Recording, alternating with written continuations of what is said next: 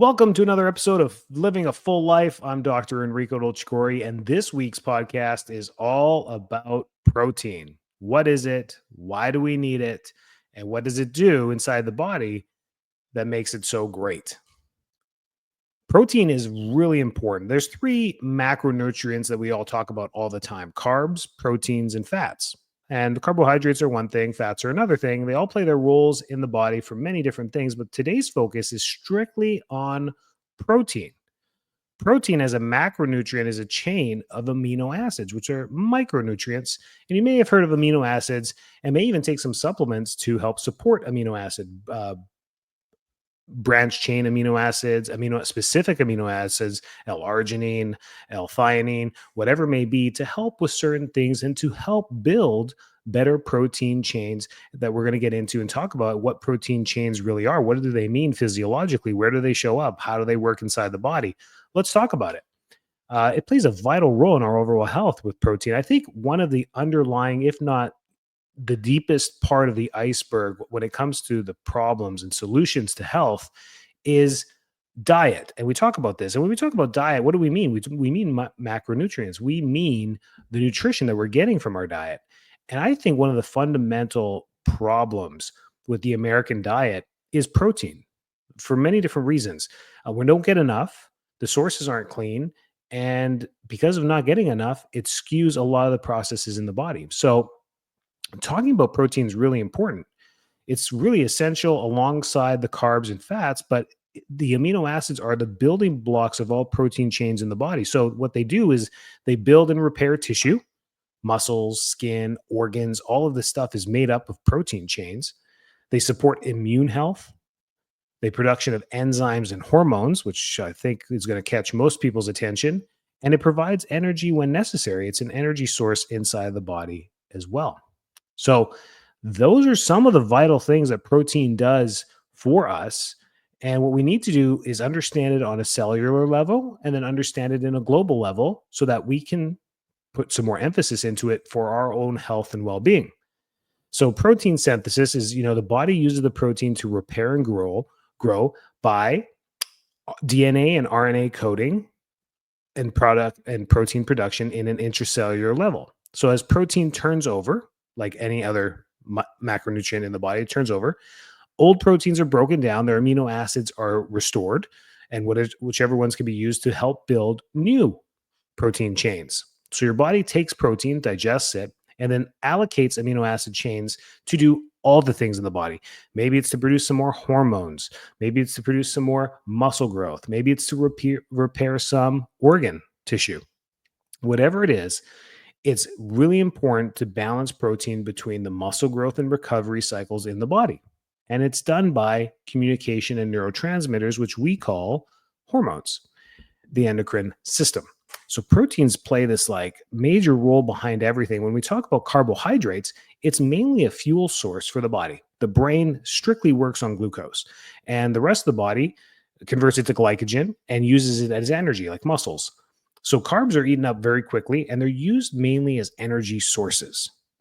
Fats are broken down into triglyceride chains or fatty acid chains that help on a cellular level as well. They build every cell membrane in the human body. Fatty chains build the membrane strength of every cell in the human body. They play a vital role. That's why we talk about essential fatty acids. So each of these have their specifics, but today, protein is the highlight on maybe what we should do and think about. So by the end of this podcast, I want you to think about, okay, where am I getting my protein sources for? Am I eating enough protein?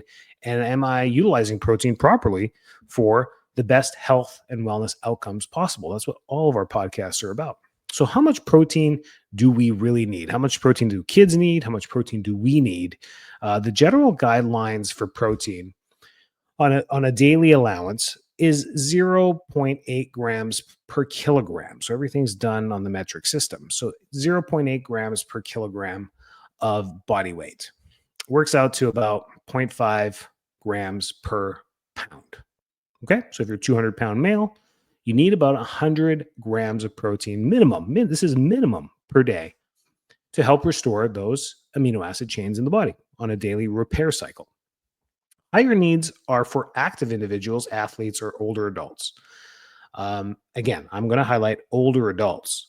Unfortunately, what happens in the American diet is as we get older, our appetites decrease naturally, which ends up decreasing protein. Why? Because protein is filling, protein satiates our hunger. And when we eat protein, we feel full. So we don't eat much. And if we don't get enough protein, then it breaks down the amino acid cycles, interferes with hormone cycles, and the list goes on and on and on. I think that's why as we age into the senior years, protein becomes even more difficult to consume. So there's some factors that influence protein needs, and one is age. So if we're older in our senior years, or if we're younger in our athletic college years, this changes the amount of protein we need. Activity level. So if you play sports or you go to the gym or you're active every day, you're going to need more protein to replace the protein that's being broken down. And then certain health conditions as well. So we have to be careful with certain health conditions like kidney failure, kidney dialysis. Those are the ones that come to my mind right off the bat, where we have to be careful with protein, because protein can be hard on the kidneys through the facilitation process of breaking it down through the bloodstream. So kidneys do a little bit of work there when it comes to protein chains. So common myths about that is that if we have too much protein, it could damage the kidneys more. It's not true. Protein will not damage your kidneys. What protein does, high sources of protein, let's say 400, 500 grams of protein per day for a while, what it does is it puts a strain on the kidneys. The kidneys work harder. It's kind of like F1 racing. That's high protein diet. That's what happens. This car is going to go pedal to the metal around the track 200 and something times. That's what's ends up happening with a high protein diet. The kidneys can do it. They can handle it. It just puts a lot of strain on it. We need a lot more water intake, which makes us go to the bathroom a lot more. It's a completely different lifestyle. To get into the 400, 500 grams per day, you definitely are a bodybuilder. You're definitely trying to put on a lot of muscle mass as quickly as you can over time, over years. So these are those types. These are the guys that make it to the front of Muscle Magazine. Okay. They win Mr. Olympia, yada, yada, yada. And women too, 300, 400 grams of protein. They're doing something athletic in the background.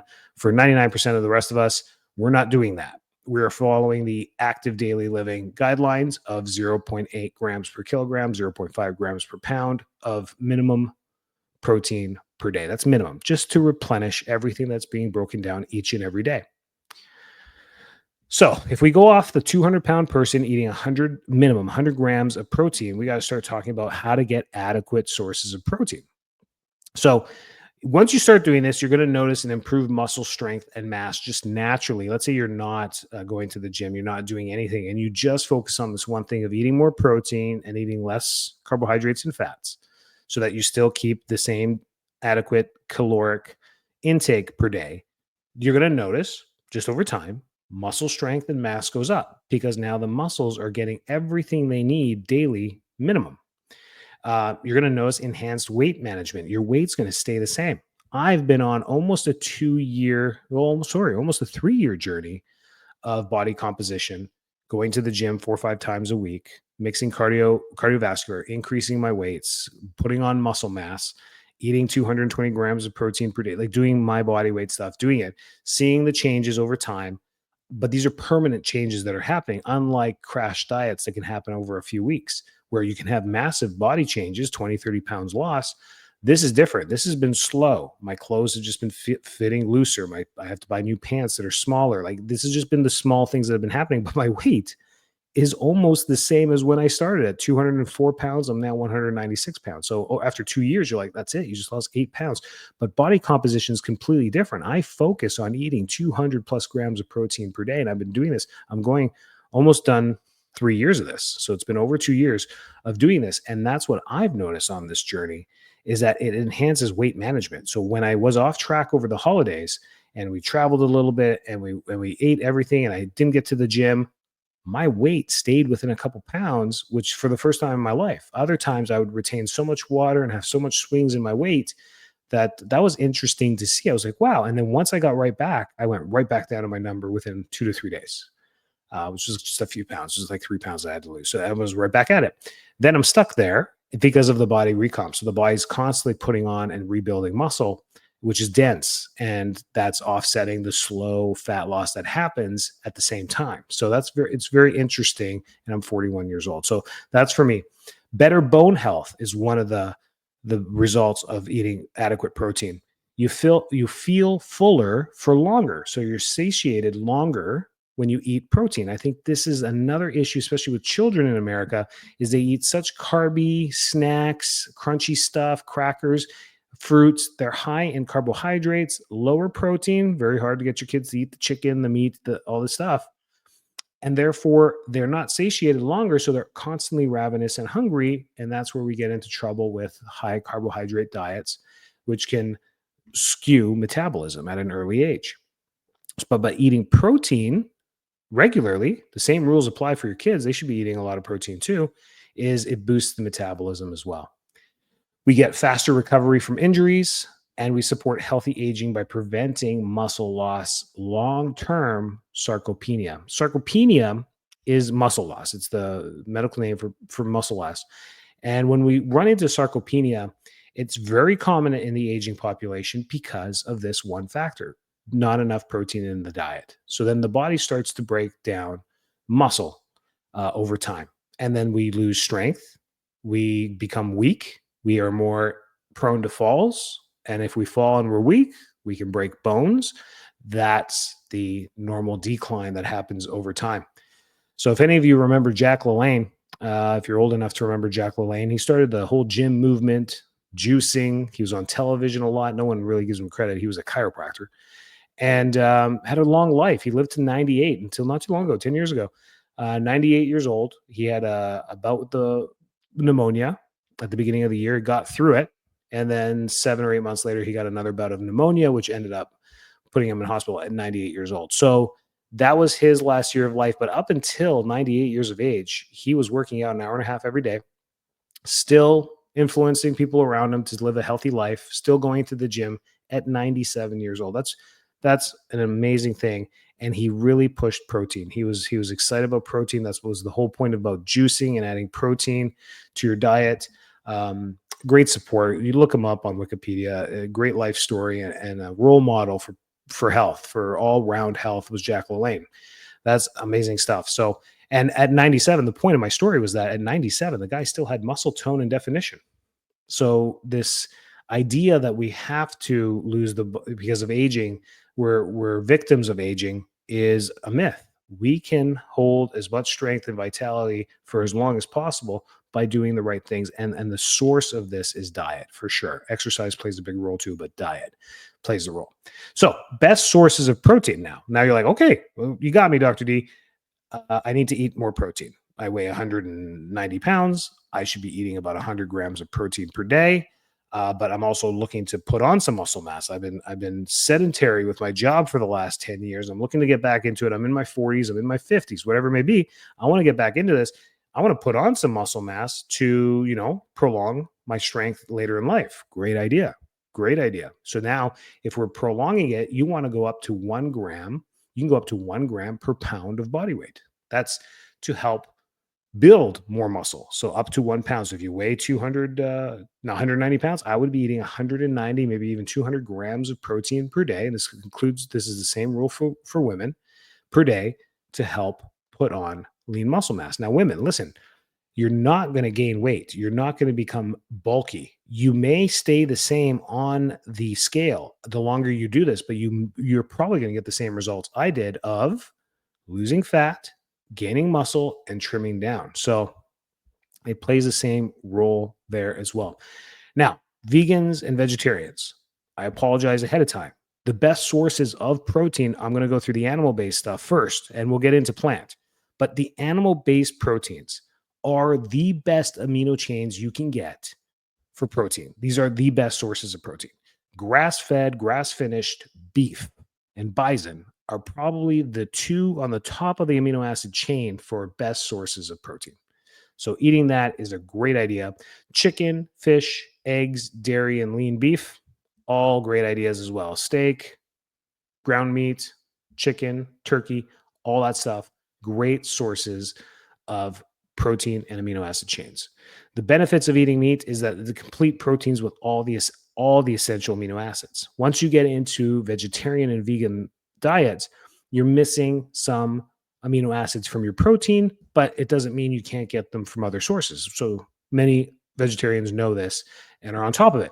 So plant-based proteins that are great too, which you can also encompass into your diet to offset high consumptions of meat, are lentils, chickpeas, quinoa, tofu, if you're into that, temp, edamame, which is soybean, and nuts. These have to come from clean sources. So organic is a really important role on this because the way these crops are grown, that's a different podcast for a different time. But those are the best plant-based, and there's many more, but those are the best plant-based proteins with the highest amino acid composition that's needed for nutrition.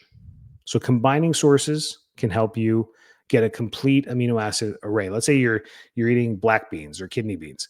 Mixing kidney beans or just black beans, pinto beans with rice, white rice, can complete the amino acid chain perfectly because the proteins in rice from carbohydrates, actually the protein in rice that comes in rice or grains, that's what I'm trying to get to. I'm sorry, in grains, the proteins in grains can complement the vegetarian or plant-based other amino acids, and together they create complete amino acid chains. This is why a lot of countries around the world have a staple of rice and beans. I don't know if they consciously know this, but they're healthier because of that staple. They're getting all the amino acid chains that they need through that diet. So everything's mixed in with rice and beans, then the chicken and the veggies and all the other sauces and all the other stuff. And that's a cuisine staple for many demographics around the world. If you look all over Central America, Asia, Pacific, even parts across Europe and Africa, these play a huge role. They're the staple. They grow everywhere. Different types of species of beans around the world. But that is very interesting that that's a huge staple in most of the world's um, kitchens, right? So discussing protein powders and supplements can get tricky, very tricky. Way, they're helpful when for athletes and for busy lifestyles, but we actually don't encourage people to use protein shakes because you want to be getting this from whole foods. Synthetic ways of getting protein can get you into a little bit of trouble because you got to choose quality over the gimmicks. And if you're finding stuff at GNC, you're getting gimmicks. If you go on Amazon, you're probably getting the worst gimmicks out there. So you got to have some complete source, lab tested protein sources and whey powders that have been, tested by multiple different supervising bodies, FDA, all these things that, prove that you're getting the amino acid chains in there. There's a lot of fillers out there. You don't want to even know where they make some of this stuff from. So be careful when it comes to that. If you're in the bodybuilding field and you're in the gym like me, 4 or 5 days a week, getting a protein drink, a good source of protein every day, 25 to 50 grams shake, can really help you on that journey to 200 plus grams per day. So if you got a goal of that, it can be hard to consume 100 grams of protein through meat or plant. It's a lot. So that's what this supplement's for. So that's just a PSA. Be careful with your protein sources when it comes to that stuff. And then the commonly asked questions that I get just from being a provider and talking about this stuff: is it better to spread protein intake throughout the day or consume high volume of it in 2 meals? It doesn't matter. Just get it down. That's the truth behind the protein. Because if we start to get nitpicky about trying to spread these before and post workout and all this stuff, yes, there's some science behind it. But at the end of the day, we want to consume whatever it is, 200 grams of protein or 150 grams of protein, or wherever your goal is for your lifestyle. You just got to get this in. So if you're just the person that eats 2-3 meals a day, you're going to have to eat 50 plus grams of protein per meal. So that just means a lot of chicken, a lot of beef, a lot of it's a big meal. That's just how you have to do this. So spreading it throughout the day just makes more sense. At consuming 20, 25, 30 grams at a time makes it a lot easier. Myths: you can't consume over a certain amount of protein in one sitting. If you eat it, your body won't absorb it. There's some debate about this and what the number is, but it's pretty high. Some studies show 65 grams. Some studies show 100 grams. If you surpass that in one meal sitting, I don't know how you would eat 70 grams of protein in one meal. I guess a big steak would do it, a 10 ounce, 12 ounce steak. Yeah, because a 6 ounce is about 35 grams, 12 ounce steak, 70 grams. So if you ate a 12 ounce steak, porterhouse, by yourself, and you consume 75 grams of protein, you're still in the clear of absorbing most of that. The studies show that if you eat bigger than that, I just don't know how, then you may not be absorbing it because your body wouldn't be able to keep up with the digestion. I'm not sure about that. So most of you can't do it. That's not a test. That's not a challenge. But most of you can't do it. So for most of us, kind of a futile debate on that part. Can you eat too much protein in the day? We talked about the strain on the kidneys and the myths. There's no real reason to be eating 900 grams of protein per day. It's just, you never need to get there as a human. You just never need to do it. And you look at the species that have a lot of muscle mass, which is almost anything in the farming industry, cattle, apes, elephants, rhinoceroses. I mean, they're just big pieces of muscle. These guys are huge. Horses. You look at what they eat. They're literally getting all that nutrition from plant-based diets, right? They're eating ton, but that's all they do all day is they eat. They eat 14 hours a day. They stand and they graze on grass all day, right? Or leaves or whatever it is. You don't have that time to do that. So you have to kind of plan and get your meals in properly. Is plant-based protein as good as animal-based protein? That's the most common question I get in our office. Is it as good? It's good. Protein is protein, but getting the full amino acid chain that we need comes from animal protein. It doesn't mean better or you should not be a vegetarian. It doesn't say that. It just says animal source, grass-fed, grass-finished, have the best amino acid chains. And the point about organic, grass-fed, and grass-finished is that we're not feeding the chickens and the cattle replacement meals, which can be soybean, all these fillers that they give them, which changes their fat composition. This is the problem with non-grass fed. You'll find grass-fed animals to be more gamey. They don't, because they're lacking the amount of fat that you're used to in store-bought meats. When you cook it, the fat keeps it juicy. And you're tasting the fat in there, which can be healthy. Those are healthy animal fat if the animal's healthy. But if they're given soy and non-organic food and not, synthesized food from the lab, you're going to end up consuming this through the fat. And that's what changes the composition on that. So let's not get too much into that. So practical tips for adding more protein into your day is just swap high protein meals for snacks. So just, planning balanced meals, protein, carbs, and fats. So having a little bit of rice, your meat, and some veggies, pretty balanced meal right there. Reading food labels to identify high quality protein sources is really important. What you end up finding with a lot of these protein based ones, they're lower in protein than they are in carbs. Doesn't really help you when you're trying to consume 200 grams of protein, 150 grams of carbs, and 70 grams of fat per day to get your, 1900, 2100 calories per day. And you're eating these replacements that have more carbohydrates than protein in it. By the time you get to 4 o'clock in the day, you're like, oh man, I'm skewed here. I got way more carbs than I have protein. And your dinner is going to be pretty much a chunk of steak. And that's about it, which some of you might not complain about. So protein is essential for health, energy, and longevity. Think about where you're getting your sources from. Think about protein from a different angle from now on and how it leads to vitality. Everyone needs to be very based on lifestyle goals. So don't just read the next 25-year-old personal trainer's YouTube thing and say, I'm doing that, because that might not link up with your lifestyle goals. And focus on quality over quantity when it comes to this. Quality-based foods, variety, and balance in protein sources.